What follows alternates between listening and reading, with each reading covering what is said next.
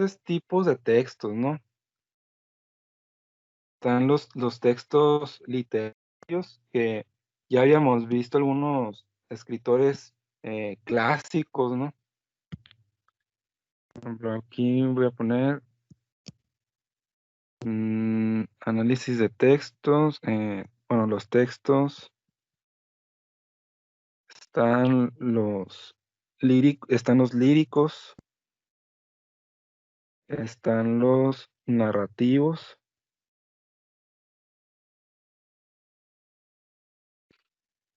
y la diferencia, y los dramaturgos, ¿no?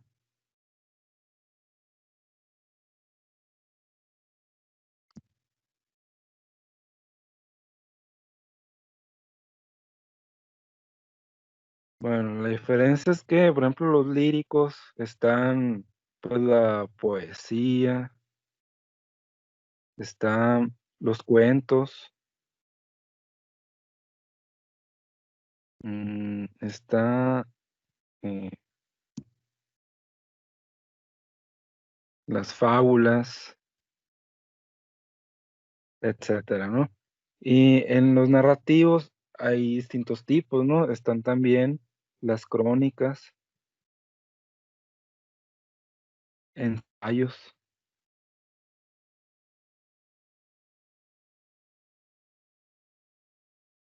y en los dramaturgos, pues, está también, los dramas, comedias, melodramas, etcétera, ¿no? Eh, Dramaturgos, pues, son como obras de teatro, ¿no? Antes, la gente, pues, que tenía dinero, y hablo, pues, más o menos como el año 1500, 1600, 1700, hace 500 años atrás, pues, la gente que tenía dinero podía pagarse una obra de teatro, ¿no? O una ópera. Y, pues, algunos, digamos, pues, como no había un medio para guardar la información que veían, el entretenimiento, pues, lo más cercano a eso era el libro. O sea, ahorita nosotros podemos ver una película y la podemos disfrutar las veces que queramos, y sigue siendo la misma. Sin embargo, antes no había una forma de disfrutar el teatro en tu casa, a menos que tengas tu propio teatro o vayas a las funciones. Y, pues, habían teatros que eran para gente, pues, económica o teatros un poco más de alta sociedad, ¿no? Y estas, pues, eran las obras que de los escritores famosos, ¿no? Y y en el libro, pues, se plasmaba los diálogos, los guiones, todo estaba ahí, la información, eh, que cómo se describe el ambiente en el que se desarrolla la trama, todo esto, ¿no? Todo esto te lo describen a lujo de detalle, el personaje, cómo es, sus características y además el guión siempre está ahí. En cambio, en los narrativos, mm, pues es como, digamos, como una descripción, pero no tanto con los guiones. Es como que hay un narrador, una tercera persona que te está contando todo. Y y esto puede ser la diferencia entre el narrativo y el lírico, es que el narrativo puede ser verídico. Por ejemplo, ahí mismo en las crónicas puede entrar un artículo periodístico. Es una crónica, puede ser, porque la crónica viene del griego cronos, que significa tiempo, y tiene que ver con relatar un hecho o suceso de determinado tiempo. Esa es la crónica. O, por ejemplo, la Ilíada es una crónica, porque Homero, un escritor de aquellos tiempos, acompañó a los griegos en la batalla contra los troyanos, cuando Agamenón quería recuperar a Helena. Y toda esta guerra, desde lejos Homero la estuvo narrando, ¿no? Y describiendo y estuvo viendo ambos bandos. Él desde lejos veía, pues, a Héctor, ¿no? De Troya y luego a París. Y a su vez, pues, veía a los griegos, ¿no? Agamenón, Aquiles, todos esos. Y él describió en la Ilíada todo esto, toda esta guerra, ¿no? Incluso, pues, las relaciones que habían ahí, y todo eso es una crónica. Mm, hay distintos tipos de crónicas, ¿no? Mm, y algo, por ejemplo, que está difícil de escribir que es, por ejemplo, el poema del mío Cid, porque, pues, como su nombre lo indica, es un poema, ¿no? Es una lírica, porque el poema trata de expresar sentimientos, o trata de expresar o de escribir con metáforas o ya sea de manera directa, algo que evoca sentimientos, ¿no? Por ejemplo, si yo me soltara aquí hablando del espacio, podría sonar como poético, ¿no? Porque te podría evocar sentimientos de algo tan grande, ¿no? Que te sientes minúsculo en toda la vastedad. Y pero sigue siendo algo objetivo, ¿no? No tanto metafórico, pero sí objetivo. Entonces, depende mucho ahí de qué tipo de palabras usas para expresarte, si son analogías, referencias o metáforas, o simplemente de manera imparcial y objetiva logras evocar algún sentimiento, ¿no? Y ahí, en en eso que les acabo de contar, viene el análisis de textos, ¿no?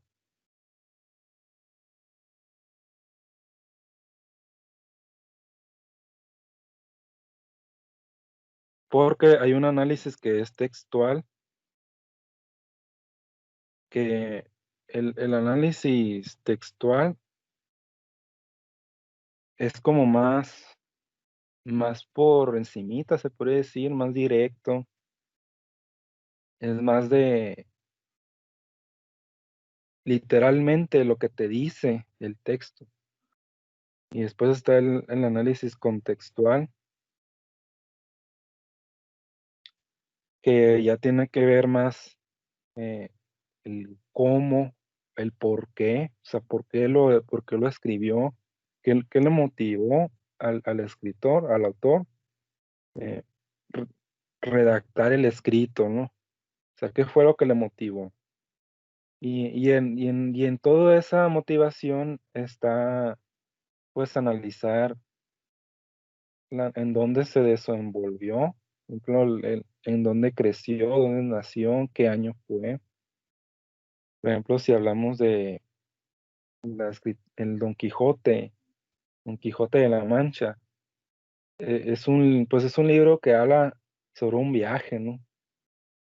Una travesía. Y en el Quijote, pues, es un señor que está viejo, que como que tiene demencia, ¿no? Y de tanto leer libros de caballeros, por ejemplo, el mío Cid es una referencia. El mío Cid, es un poema que narra toda la historia del del caballero andante Rodrigo Díaz de Vivar, el Cid, que luchó luchó por el rey Sancho, que era hermano del rey Alfonso, y el rey Alfonso traicionó al rey Sancho, y Rodrigo quedó al servicio de Alfonso, pero Rodrigo había jurado servir al rey de León, sí, al rey de León. Y el rey Alfonso, que era rey Alfonso de Castilla, también se hizo rey de León, o sea, rey de Castilla y de León. Entonces, el rey Alfonso, como sabía que el Cid había servido a su hermano y era su enemigo su hermano, para deshacerse del Cid, lo mandaba a las misiones más suicidas posibles, pero siempre el Cid salía triunfador. De ahí se ganó el sobrenombre de Campeador, Cid Campeador, porque campeador en español antiguo significa el dueño de la batalla. Entonces, era dueño del campo de batalla, ¿no? El Cid, porque siempre salía victorioso y era una especie de Rambo, porque a Rambo en la película lo mandan a misiones suicidas y siempre sale victorioso, ¿no? Siempre logra sobrevivir. Y así era Rodrigo Díaz, ¿no? Se convirtió en el caballero más famoso del año 1100. Y los juglares, que eran como trovadores que cantaban en las cantinas de aquellos tiempos, cantaban, o sea, ellos hacían una lírica, mientras unos tocaban cítaras, que era como una especie de guitarra, cantaban poemas y en estos pues estaban los poemas del Cid y se difundió. O sea, era como una especie de narcocorrido, ¿no? Porque allá en aquellos tiempos cantaban, las letras estaban basadas en los caballeros, ¿no? En las hazañas que hacían los caballeros y en este caso del Cid se hizo muy famoso, tan así que se hizo más famoso que el rey Alfonso. Y el rey Alfonso no lo podía tolerar esto, ¿no? Y lo tuvo que exiliar al Cid. Y se fue con los andaluces. Los andaluces son pues una región de España del sur que está casi cerca de Marruecos. Entonces, esta región de España tenía mucha influencia de los moros, de los árabes. Y el Cid, pues, se, se alió con ellos porque ellos sí lo consideraban como un amigo y pues luchó, ¿no? Luchó hasta que se murió en el reino de Valencia, sí, y ahí terminó su historia, ¿no? Del Cid. Entonces, este poema siguió hasta el año 1600, que es el año cuando escribió Miguel de Saavedra, el, el Don Quijote de la Mancha, siendo que pues el personaje, ¿no? El Quijote, leía mucho de estas novelas, ¿no? Como el Cid, y tanto que quiso interpretar el Quijote a un caballero, ¿no? Dentro de su fantasía, se vistió con una armadura y todo. Este es el contexto en el que se desarrolla el Quijote. Y pues de manera textual, si quisiéramos analizar el texto, pues el original está en un español antiguo que no, que es difícil de entender, ¿no? Porque las palabras no son la misma. En el 1600 no hablaban el mismo español que ahorita. De hecho, el portugués era más parecido al, al español antiguo que el español moderno, porque el portugués es como el hermano retrasado, ¿no? Del español, porque antes, pues todo eso era la región ibérica, ¿no? Y hablaban más o menos el mismo español en toda la península de ahí, a excepción de los vascos y catalanes que pues hablaban un español muy variante, ¿no? Pero el portugués eh, es muy fiel al español antiguo del año 1600, porque, por ejemplo, antes la palabra halcones se escribía falcones. Y, por ejemplo, la palabra hijo se escribía fijo. Entonces, la F como que era la H muda, ¿no? En español de antes. Y hay también muchos tipos de palabras. Por ejemplo, en el año 1700 aproximadamente, eh, decir tonto a alguien era un insulto. Y ahorita, pues, tonto es como muy, muy aniñado, ¿no? Muy inocente. O bien decirle memento a alguien, o sea, memento. Memento era insulto, luego también mamerto. Mamerto era insulto antes. Era algo así muy una grosería muy grande, ¿no? Decirle eso a alguien. Y ahorita esas palabras ni se usan, ¿no? Eh, sí, entonces todo esto fue cambiando con los tiempos, ¿no? Muy bien.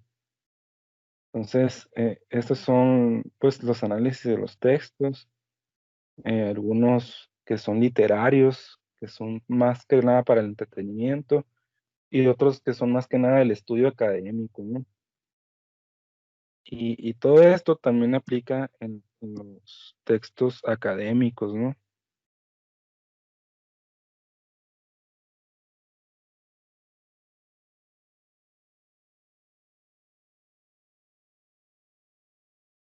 Para los textos académicos, mm,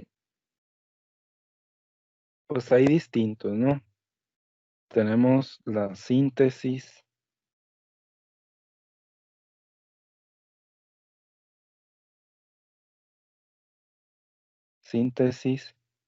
tenemos pues la tesis también, ¿no? Está el ensayo, el resumen, ¿qué más?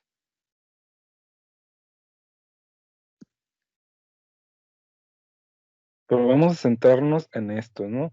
Fíjense, ¿cuál es la diferencia entre una síntesis y un resumen? O sea, ¿qué es lo que se les viene a la mente cuando les piden hagan un resumen? Quiero que me contesten esto, por favor. O sea, si alguien les dice, un maestro, hagan un resumen, ¿qué se les viene a la mente?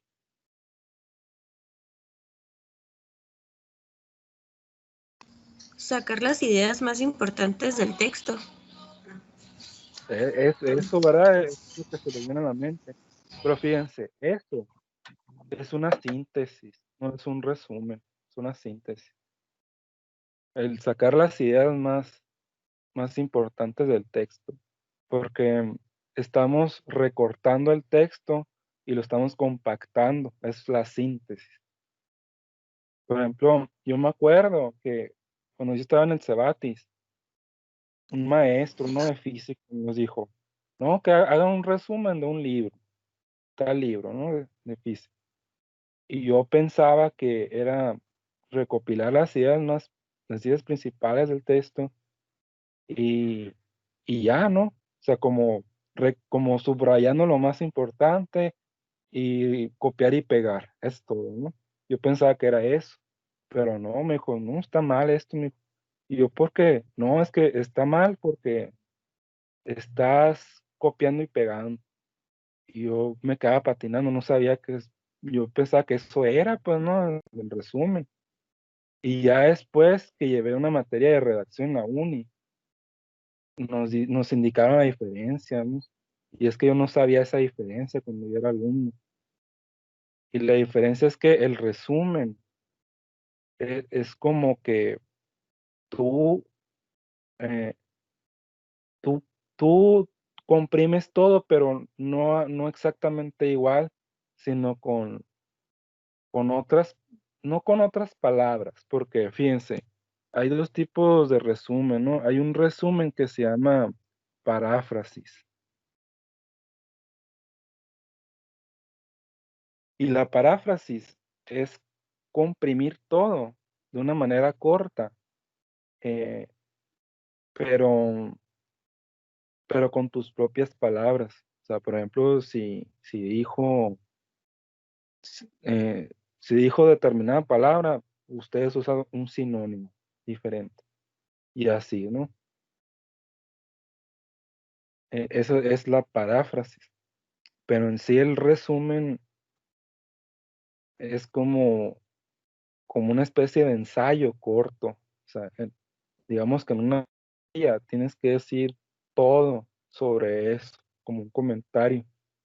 O puede ser un resumen extenso, ¿no? De 3 cuartillas o 4 cuartillas, ¿no? No 3 cuartillas, más o menos.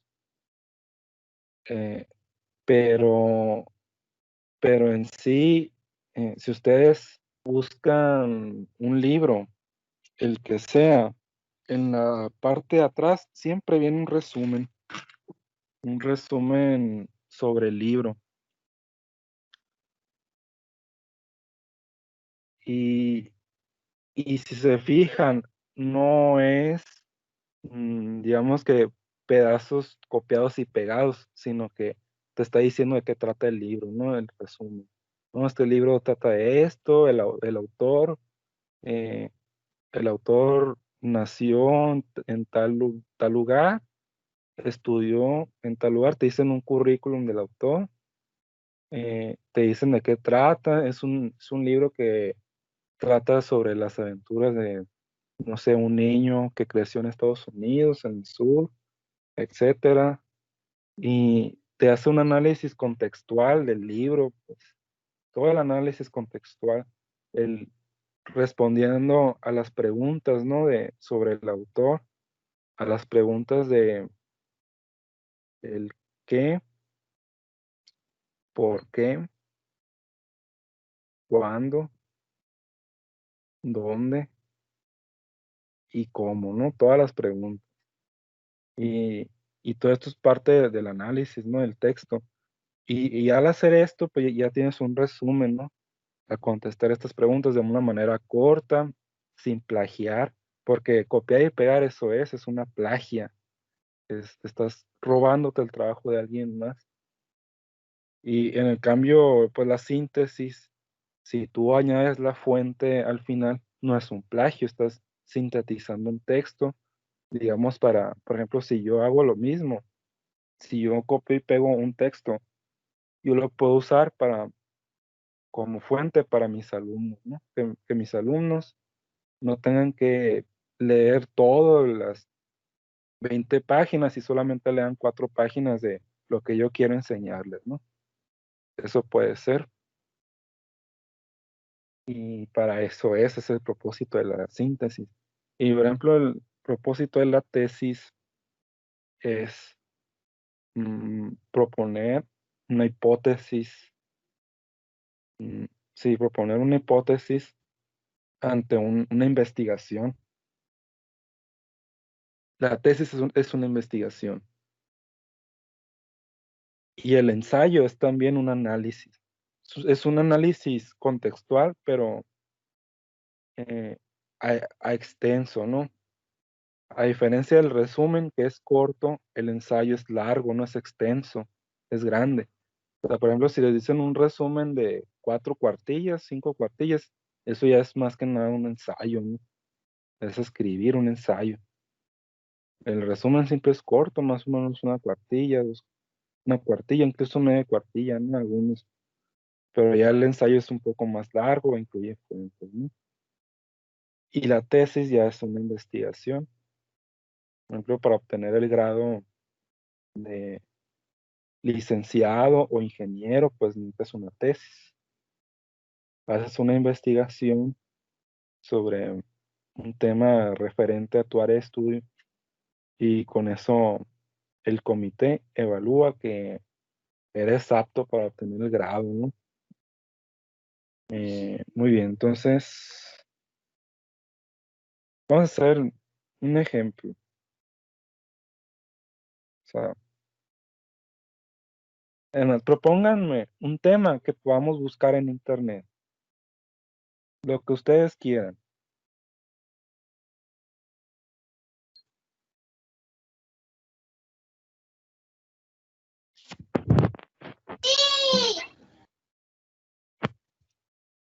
¿Qué tema proponen?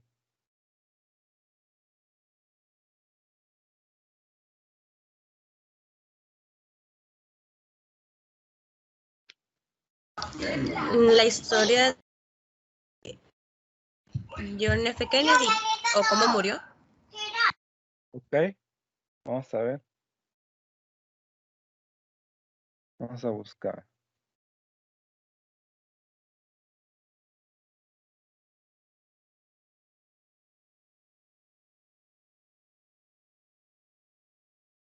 John F. Kennedy. Por ejemplo, aquí la primera búsqueda es un artículo de Wikipedia, ¿no? No se recomienda como fuente Wikipedia porque es es un blog que cualquiera puede editar la información. Entonces hay gente dañista que puede a propósito borrar artículos y subir información falsa, ¿no? Entonces ahí te estaría dañando tu credibilidad al escribir un artículo sobre eso. Entonces podemos buscar otro tipo de fuentes, ¿no? Por ejemplo, aquí hay un artículo, dice elpaís.com, se ve que es un artículo periodístico, ¿no? Dice conexiones con la mafia, infidelidades, invención de su pasado, la cara oscura, ¿no? Es un artículo periodístico, sin embargo, no es una fuente tan viable. Eh, Aquí hay un artículo de National Geographic, ya es un poco más creíble porque National Geographic es una institución que se dedica a divulgar ciencia y cultura. Entonces es un poco más creíble. No, vamos a abrir este, de National Geographic. Fíjense, primero que nada, hay que ver, hay que ver quién escribió el artículo, si tiene un autor. Por ejemplo, aquí el autor dice Joseph Gebaldá. Ese es el autor. Eh, Tenemos el título y tenemos la fecha, 29 de mayo del 2019. Muy bien. Entonces, aquí tenemos toda la información bibliográfica sobre este artículo, ¿no? Dice, el presidente más joven de los Estados Unidos es todavía hoy un personaje histórico fascinante y contradictorio. John Fitzgerald Kennedy fue el presidente número 35 y gobernó durante un periodo histórico de gran trascendencia. Entonces, de aquí, eh, ¿qué ideas podemos rescatar de este párrafo? Bueno, vamos a rescatar la idea de que Kennedy fue el presidente número 35 y fue y gobernó durante un periodo de gran trascendencia, ¿no? Hay que ver por qué fue de gran trascendencia, por qué. Mm, y su mandato terminaría de forma repentina tras ser asesinado por un francotirador durante un paseo. Por ejemplo, ahí ya tenemos un resumen de qué es Kennedy. Todo este párrafo nos dice qué y quién, qué hizo Kennedy, quién es Kennedy, cuándo, cuándo fue esto, o sea, cuándo fue el número 35, eh, y el cómo, ¿no? O sea, cómo murió, por ejemplo. Todas las preguntas están contestadas en ese párrafo. Eh, entonces, este es un buen artículo, es un artículo corto y pues habla, ¿no? Habla sobre él, sobre lo más importante, ¿no? Entonces, para poder citar toda esta fuente, eh, lo que podemos hacer aquí en, en el artículo, ya al final del resumen o ensayo, hay una sección que es de referencias, ¿sí? Y las referencias deben de estar en un formato, que es el formato APA. Es el formato en el que deben de estar las referencias. Siempre se deben de numerar. Se puede poner un 1 y luego un punto o simplemente entre corchetes, ¿no? Se puede poner. Se ve más elegante entre corchetes. Y primero se comienza con el autor. En este caso, el autor de este escrito era Joseph, no me acuerdo bien.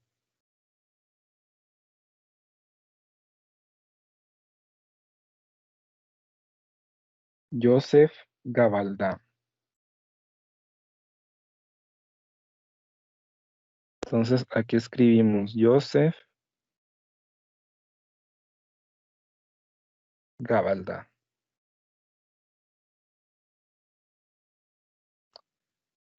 Bueno, es importante empezar con el apellido.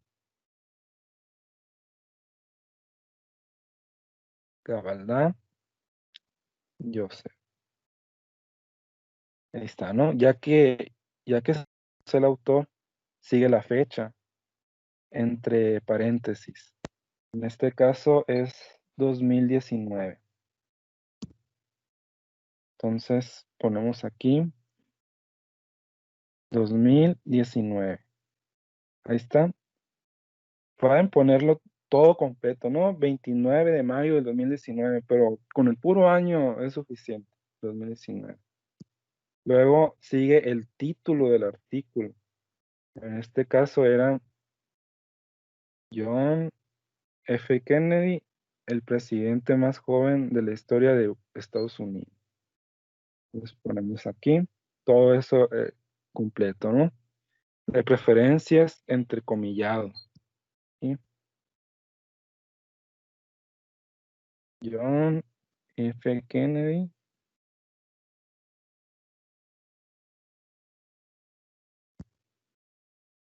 No, ya no cabe.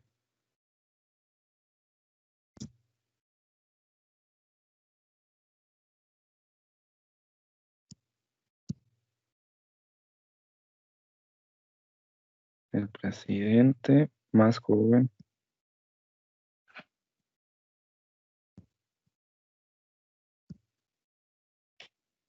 de Estados Unidos, ¿no? Ahí está.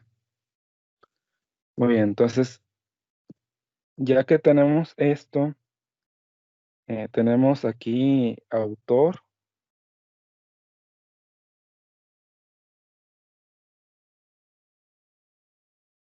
fecha,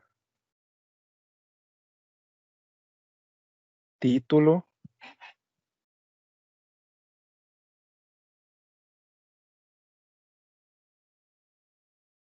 y falta algo más. Falta poner si es un sitio web, en este caso, o bien la institución. En este caso sería un sitio web.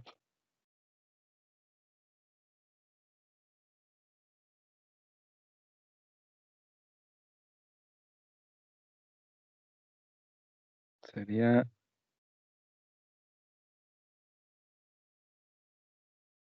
National Geographic.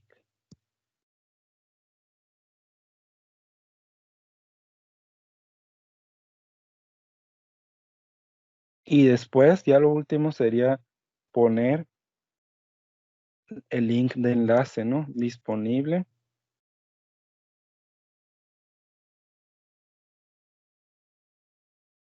desde dos puntos y ponemos el sitio, ¿no? www. No sé, el link. Aquí va el enlace, ¿no? Copian y pegan el enlace ahí. Entonces, esta es una referencia completa. Decíamos que era autor, año o fecha, título, entre comillas, sitio web y el link de enlace. Y es todo. Esa es el formato APA. Entonces, esto se lo van a pedir cuando hagan prototipos. Por ejemplo, prototipos si son de construcción o si son de alimentos o de dietética, laboratoristas, programación. cualquier prototipo que hagan, las referencias tienen que estar en este formato APA. Y las tesis ni se diga, ¿no? Las tesis tienen que tener las referencias así. No se, no cuenta que esté el puro enlace, ¿no? El puro enlace no es una referencia. No se les ocurra hacer eso en un trabajo, poner el puro enlace.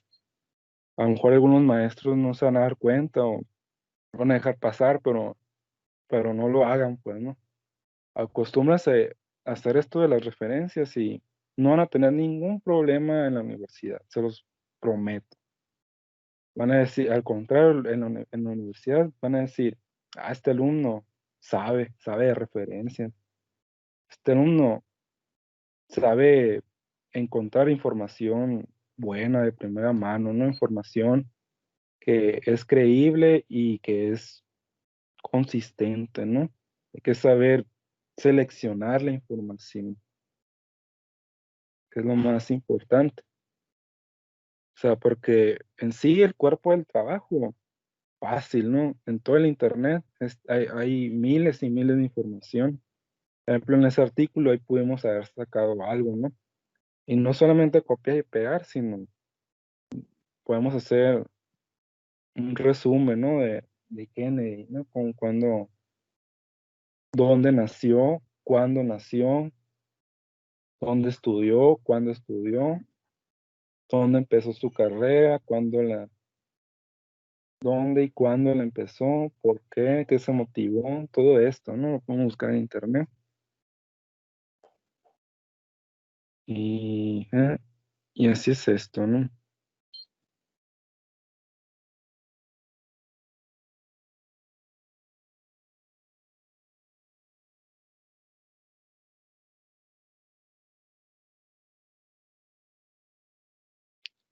Y algo también que es importante es saber, es ejercitar la comprensión lectora, ¿no? ¿Y cómo se ejercita esto? Pues se ejercita a través de pues, la lectura, ¿no? En general. Les voy a pasar, a ver si, o más adelante en el chat de este mismo grupo, les voy a pasar una, les voy a pasar una liga a mi nube de Mega para que busquen algún libro, ¿no? Algún libro que les llame la atención y, y lo lean, o sea, para que ejerciten la comprensión lectora. De preferencia un libro a al mes, ¿no? Que lean algo. Pero es importante que les guste. O sea, si no les gusta, no se forcen. Déjenlo ahí y vean otra cosa, ¿no? A ver qué les gusta. Pero cuando se trata así de leer, no lean, no lean por obligación. No deben de leer, nunca deben de leer por obligación. Porque se trata de un gusto, pues, ¿no? O sea, es un entretenimiento, es como las películas. Si la película no te gusta, pues no la veas y ya. Pero en sí, este gusto no es ocio al 100%, sino que les ayuda a visualizar información y extraer, incluso dentro de la mente, imaginar. Por ejemplo, si te están hablando de metáforas, tú las imaginas. Tú imaginas los olores y los sabores, sensaciones, todo eso lo imaginas y eso se va ejercitando. En cambio, en la película ya te dan toda la información. Por ejemplo, fragmento,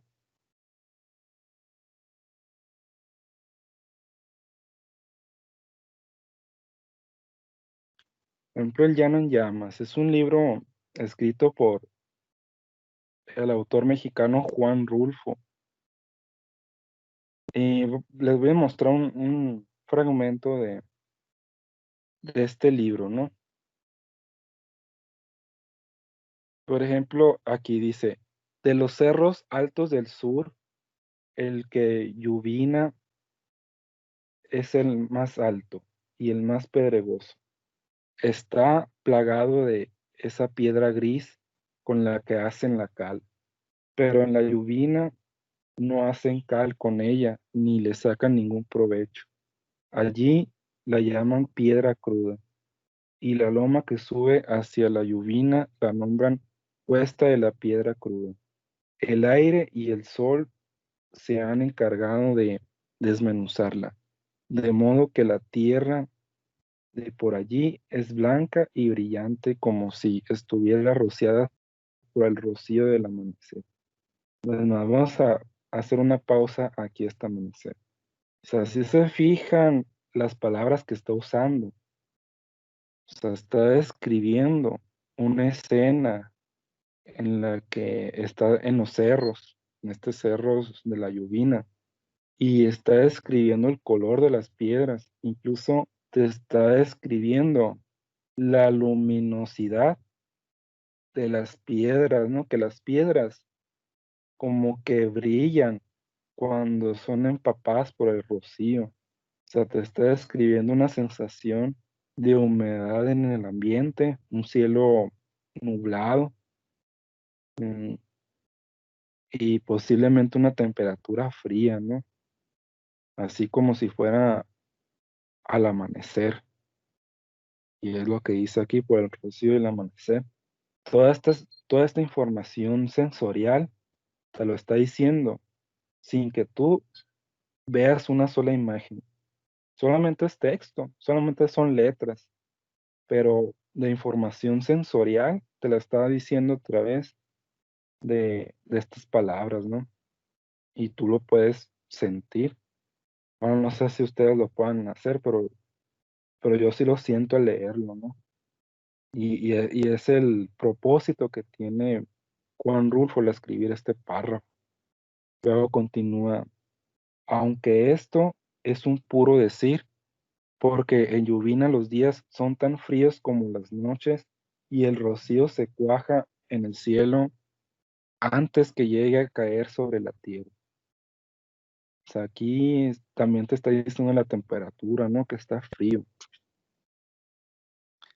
Y dice: "Y la tierra es empinada, se desgaja por todos lados en barrancas hondas, de un fondo que se pierde tan lejano". Es muy importante todo esto, la forma en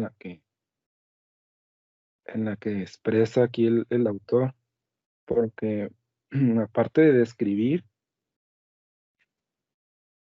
te hace, te hace despertar emociones, ¿no? De sensoriales.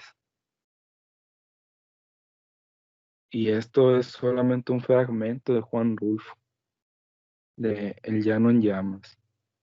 Este escritor, Juan Rulfo, fíjense que no escribió tanto, nomás escribió El llano en llamas, una novela que se llama Pedro Páramo, y un compilado de cartas que, ya que se murió, las subieron, que son cartas a su esposa Clara, ¿no? Mientras él estaba estudiando en el DF, su esposa creo que era de Jalisco, se intercambiaban cartas, ¿no? Y con estos escritos, Rulfo se hizo famoso y ganó buen dinero, ¿no? No necesitó escribir tanto como otros que escriben, escriben y escriben. Eh, Ahí está. Aquí hay varios, ¿no? Varios fragmentos. Por ejemplo, El llano en llamas ya incluye este fragmento que dice: "Diles que no me maten". Es un cuento que aparece ahí en, en El llano en llamas, porque El llano en llamas es un cuentario. Y lo diferente que hace Juan Rulfo es que no habla con un lenguaje artificioso, porque habíamos visto los análisis de texto, ¿no? El textual y el contextual, pero además hay un análisis que se llama inferencial, y lo que hace este análisis es plantear hipótesis de qué es lo que quiso decir el autor, ¿no? Entonces, ¿para qué? O sea, ¿para qué hablar en un lenguaje que es difícil de comprender, que estás como codificando todo el mensaje? Si el propósito de la escritura es compartir el mensaje y que se entienda, ¿no? Ese siempre es el propósito, que la escritura sea clara. Y en el caso de Juan Rulfo lo hace de manera muy directa y de un lenguaje entendible, de de un lenguaje coloquial. No usaba palabras rembombantes como muchos lo hacen. Él usaba un lenguaje muy directo y lo hacía muy bien, ¿no? Eh, Aquí hay un fragmento, pero no se alcanza a leer bien.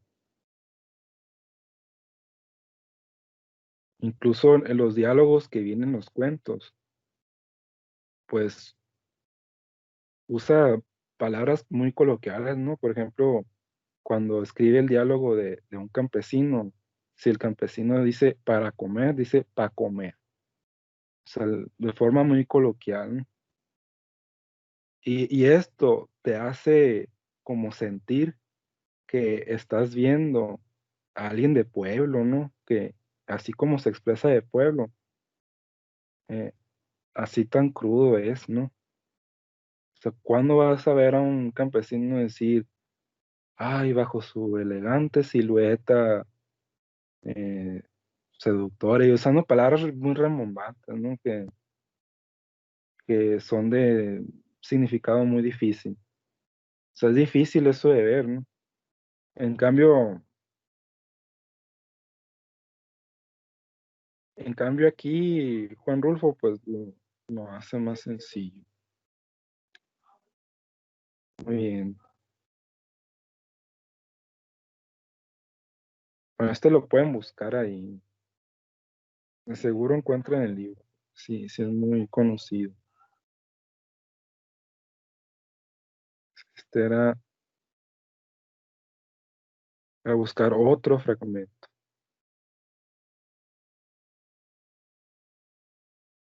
Este. Dice, nos han dado la tierra. Y dice, este creo que es el primer cuento del libro, ¿no? Porque es una serie de cuentos. Es como si fuera una serie. Dice, después de tantas horas de caminar sin encontrar ni una sombra de árbol, ni una semilla de árbol, ni una raíz de nada, se oye el ladrar de los perros. Uno ha creído a veces, en medio de este camino sin orillas, que nada habría después, que no se podía encontrar nada al otro lado. Al final de esta llanura rajada de grietas y de arroyos secos, pero sí, hay algo, hay un pueblo. Se oye que ladran los perros y se siente en el aire el olor del humo y se saborea ese olor de la gente como si fuera una esperanza. Pero el pueblo está todavía muy allá, en el viento el que lo acerca. Hemos venido caminando desde el amanecer. Y así está, ¿no? Este es un fragmento, solamente un par. Bueno, esto es lo que les quería compartir de aquí, fragmentos. Eh, ¿Algún comentario que quieran agregar a esto? O sea, algo que ustedes sientan que pueda enriquecer lo que ya dije, que pues, simplemente quieran compartirlo con los demás, lo que piensan, lo que opinan.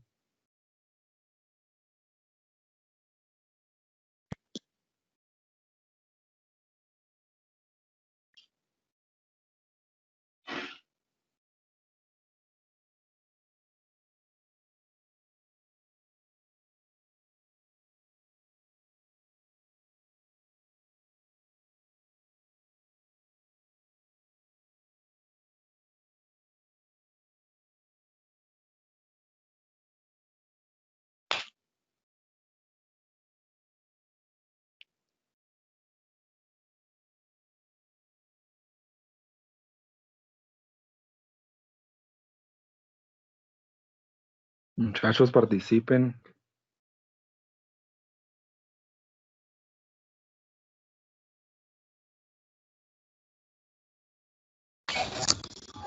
Pues a mí en particular, profe, me gusta mucho la lectura. He leído varios libros, no muchos, pero varios.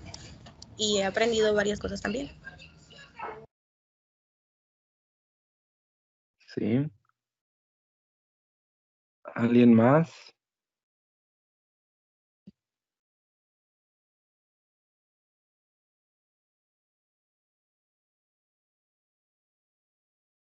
Profe, Sí.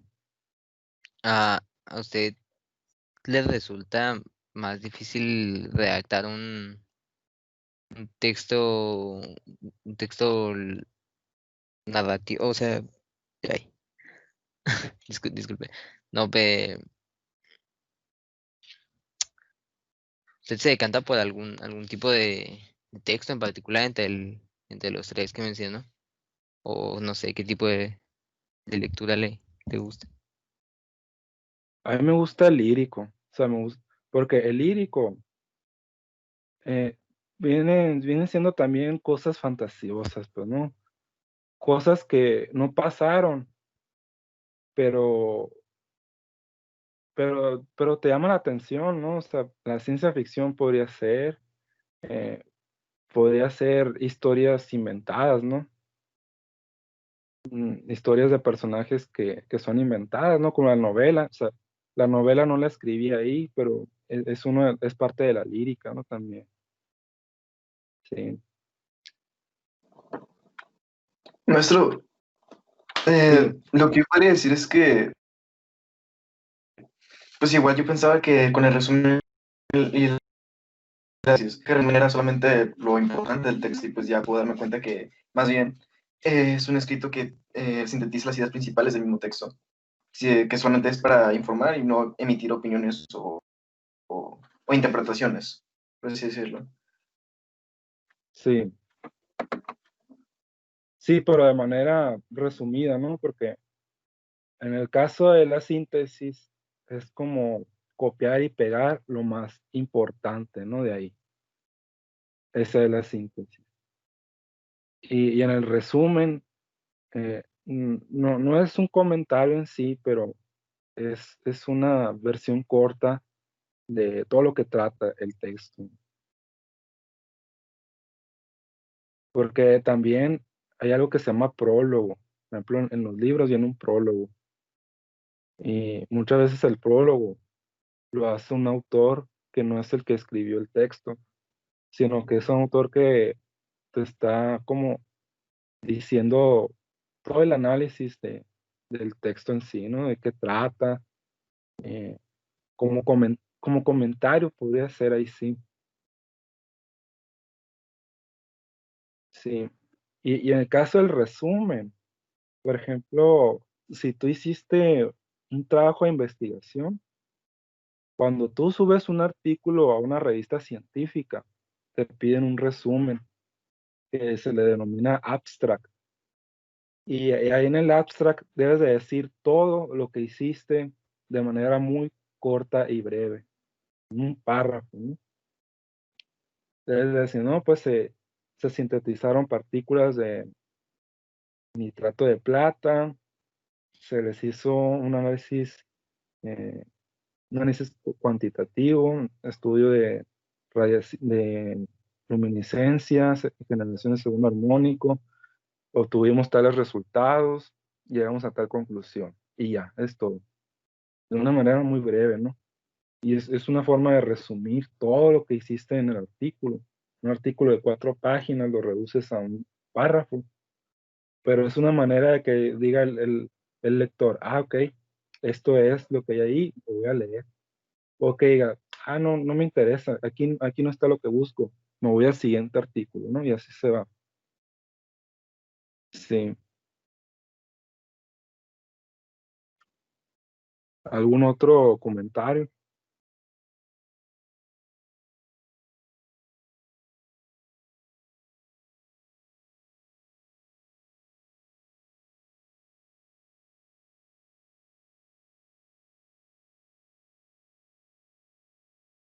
Muy bien, entonces, si no hay más que agregar, vamos a dar por terminada la sesión.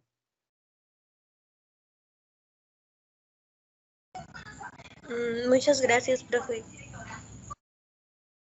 Sale, de nada. Cuídense. Gracias. Cuídense mucho. Adiós. Que tenga Que buen fin tengan de buen día. semana. Hasta luego.